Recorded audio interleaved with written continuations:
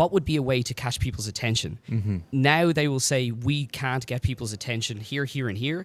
And the client will arrive basically armed with enough numbers that they feel on a level with the creatives. And so they are less inclined to trust you to just do something wild that you inherently feel will get traction. But like you say, then the work that's produced is boring and It's dull. really and boring. It's boring because the clients have become the creatives because they can point at the metrics, or they A/B test a line instead of just going in on something. So yeah, It's interesting. I won't touch on what advert I've done, but I do a bit of acting as well. Oh, cool. Yeah. And that was interesting that I had the director there wanting me to do certain things, but standing behind. Oh yeah, him, we're behind them. We're Like, behind him, like the client was saying, like, no, we need the bad shining here, and we need this moving there. And even he even was like, between- oh, but I could see him like so frustrated. The a- director. And even between the client and the director, there should have been an art director and a copywriter. That would have been us. Protecting. Yeah, because the client doesn't know what the client wants. No. You know, like, I mean, because they again, do you know what? It's exactly the same principle we were just describing about.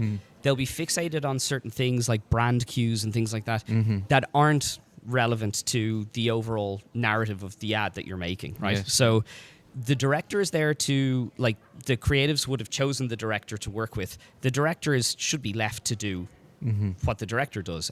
The same way that he'll ask you for your performance, but he's not coming over and moving your arms for you, right? No. So, but the clients tend to do that. So you need client service to kind of run, to shuttle between the creative team and the clients.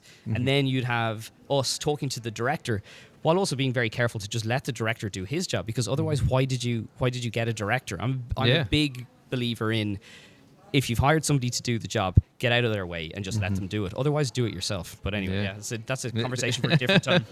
But, And we slightly distracted Sorry, yeah. and went on a side tangent from how that being an art director is influencing your art right yeah. now. So the important thing was, working in advertising was very much, it's become a buzzword now, but narrative was the whole point. Like, from the beginning of a campaign to the end, or even if it's a 30-second ad that you're making, you're telling a story.